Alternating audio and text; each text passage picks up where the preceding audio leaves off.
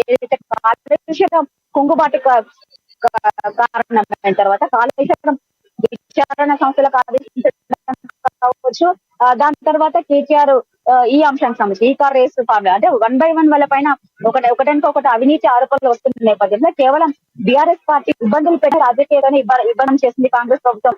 ఇందులో ఎలాంటి లేదని చెప్పేసి కూడా పదే పదే కేటీఆర్ ఆరోపిస్తున్న సందర్భం కలుగుతుంది. అటు హరీష్ రావుతో కూడా విచారణకు ఆదేశించారు. ఈ రోజు నన్ను ఆదేశిస్తున్నారు.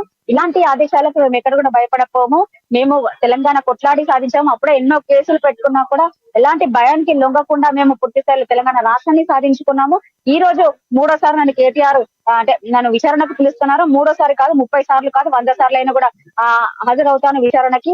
100 కేసులు పెట్టుకున్నా కూడా మేము భయపడే ప్రసక్తే లేదు. ఖచ్చితంగా తెలంగాణ ప్రజల కోసమే, తెలంగాణ సంక్షేమము, తెలంగాణ ప్రజల కోసం మేము పాటుపడతాము.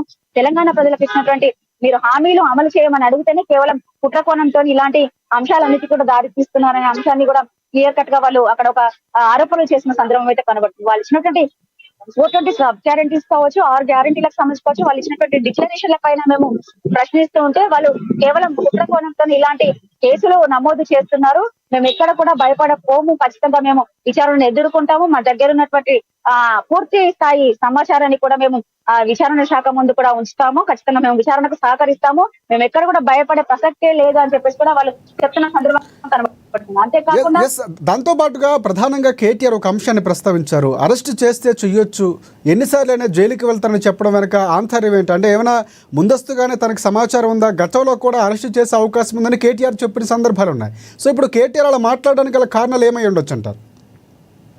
అంటే గతంలో కూడా 2 సార్లు అంటే జనవరి 9-10 తేదీల్లో కూడా కేటీఆర్ ఈ విచారణకు హాజరయ్యారు. అప్పుడు కూడా పూర్తి స్థాయిలో కొంత గందరగోళ పరిస్థితులు నెలకొన్నాయి. అయితే ఈ రోజు కూడా అలాంటి కామెంట్స్ చేశారు. నన్ను అరెస్ట్ చేసే అవకాశం ఉంది, అరెస్ట్ చేసినా కూడా భయపడే ప్రసక్తి లేదు. మళ్ళీ బయటకు వచ్చి కూడా కానీ పరిస్థితులు మాత్రం అలా కనపడలేవు. మనకున్నటువంటి ఇంటర్నల్ సమాచారం ప్రకారం కేటీఆర్ ని ఈ రోజే కాకుండా మళ్ళీ ఒకసారి కూడా విచారించే అవకాశం ఉన్న నేపథ్యం అయితే కనబడుతుంది. ఇప్పటికే పూర్తి స్థాయిలో ఇటు ఎఫ్ఈఓ సంస్థ నుంచి విచారించినటువంటి ఎఫ్ఈఓ సిఇఓ ఇచ్చినటువంటి స్టేట్మెంట్ వాంగ్మూలం కావచ్చు, అరవింద్ కుమార్ కావచ్చు, బిఎల్ఎన్ రెడ్డి వాళ్ళు ఇచ్చినటువంటి స్టేట్మెంట్ వాంగ్మూలం పూర్తి స్థాయిలో విత్ ఆధారాలతో విచారిస్తున్నట్టుగా తెలుస్తుంది. అయితే సాయంత్రం వరకు కూడా ఈ విచారణ కొనసాగే అవకాశం ఉన్న నేపథ్యం అయితే కనబడుతుంది. కానీ ఈ రోజు కేటీఆర్ ని అరెస్ట్ చేసే అవకాశాలు అయితే లేవు అన్నట్టు కూడా మనకు కొంత మేరకు అందుతున్నటువంటి సమాచారం. అయితే పూర్తి స్థాయిలో ఈ రోజు అంటే విచారణ పూర్తయిన తర్వాతనే కేటీఆర్ బయటకు వచ్చిన తర్వాతనే ఎలాంటి అంశాలు అంటే వాళ్ళని అడిగిన అంశానికి సంబంధించి కావచ్చు, ఎలాంటి విచారణ కొనసాగిందనే అంశానికి పూర్తి స్థాయిలో సమాచారం వచ్చే అవకాశం ఉన్న నేపథ్యం అయితే కనబడుతుంది. కేటీఆర్ చేసినటువంటి వ్యాఖ్యల పైన మాత్రం మనకు ఇంటర్నల్ సమాచారం ప్రకారం ఈ రోజు అయితే కేటీఆర్ ని అరెస్ట్ చేసే అవకాశం లేదనే అంశం అయితే కనబడుతుంది. మళ్ళొకసారి వాళ్ళు విచారణకు రప్పిస్తారనే అంశం అయితే మనకు తెలుస్తుంది. రైట్. ఒకటి అంటే ప్రధానంగా మొన్న ఈ కార్ రేసుకు సంబంధించి ఈ కార్ నిర్వహణకు సంబంధించినటువంటి అంశాలు మొన్న ప్రశ్నించారు. అంటే మొదటిసారి విచారణకు హాజరైన నేపథ్యంలో ఇప్పుడు ప్రధానంగా ఏ అంశాలు ప్రశ్నించబోతున్నారు? సో అక్కడ ప్రశ్నించినటువంటి టీంలో ఎంతమంది ఉన్నారు? ఏమైనా మనకు అప్డేట్స్ ఉన్నాయా? అక్కడ ఉన్నటువంటి ఏసీబీ డైరెక్టర్ తో పాటు మరొక 2 ప్రతినిధులు ఏసీబీ నుంచి దాదాపు ముగ్గురు వ్యక్తులు కేటీఆర్ ని ప్రశ్నిస్తున్నారు. అయితే గతంలో జరిగినటువంటి విచారణ కేవలం ఓవరాల్ గా అంటే ఏదైతే ఈ కార్ రేసు ఎందుకు నిర్వహించాల్సి వచ్చింది, నిధుల గోల్మాల్ ఎందుకు చేయాల్సి వచ్చింది, ఎందుకు ఎలాంటి అప్రూవల్ లేకుండా అంటే కేబినెట్ అప్రూవల్ కు సంబంధించి ఎలాంటి అప్రూవల్ లేకుండానే మీరు ఎందుకు నిధులు బదిలీ చేశారు, కేవలము అంటే విచారణ ఏదైతే ఈ కార్ ఫార్ములా రేస్ నిర్వహించినటువంటి స్పాన్సర్స్ ఏదైతే ఉన్నారో వాళ్ళు నిధుల బదిలీ చేయాల్సిన అంశాలు ఎందుకు రాష్ట్ర ప్రభుత్వం నిధుల బదిలీ చేస్తారంటే కేవలం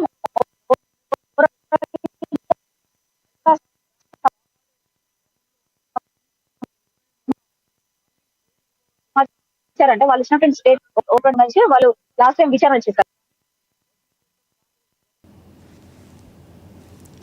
రైట్. థ్యాంక్స్ ఫర్ అప్డేట్స్ భవిత. ప్రధానంగా ఇక్కడ విచారణ కొనసాగుతుంది. పూర్తి అప్డేట్స్ ఇంకా మనకి తెలియాల్సి ఉంది. సో విచారణ దాదాపుగా సాయంత్రం వరకు జరిగే అవకాశం ఉన్నట్లు కూడా అక్కడి నుంచి మా ప్రతినిధి చెప్తున్నారు. చూద్దాం.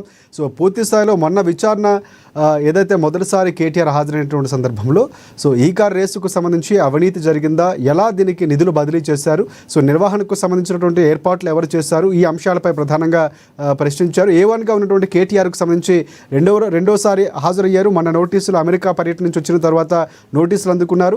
విచారణకు హాజరవుతాను, అబద్ధాలు చెప్పే ప్రసక్తి లేదు, నిజాలే చెప్తారంటూ కూడా ముఖ్యమంత్రిపై, ఇప్పుడున్నటువంటి ముఖ్యమంత్రిపై కూడా ఆయన కొన్ని వ్యాఖ్యలు చేసినటువంటి సందర్భం. ఇప్పుడు కూడా మీడియా ముందు ఆయన విచారణకు వెళ్లే ముందు కూడా అదే వ్యాఖ్యలు చేశారు. లైవ్ డిటెక్టర్ టెస్ట్కు ఓకేనా అంటూ కూడా సవాల్ విస్తున్నటువంటి పరిస్థితి కనిపిస్తుంది. అవి కోర్టులు చూసుకుంటాను. ఇప్పటికే కాంగ్రెస్ పార్టీ ఒక క్లారిటీ ఇచ్చింది. కానీ రెచ్చగొట్టే ప్రయత్నంతోనూ రాజకీయంగానూ కేటీఆర్ మాట్లాడుతున్నటువంటి వైపు కాంగ్రెస్ పార్టీ విమర్శిస్తుంది. సో పూర్తి స్థాయిలో అక్కడ విచారణ కొనసాగుతుంది.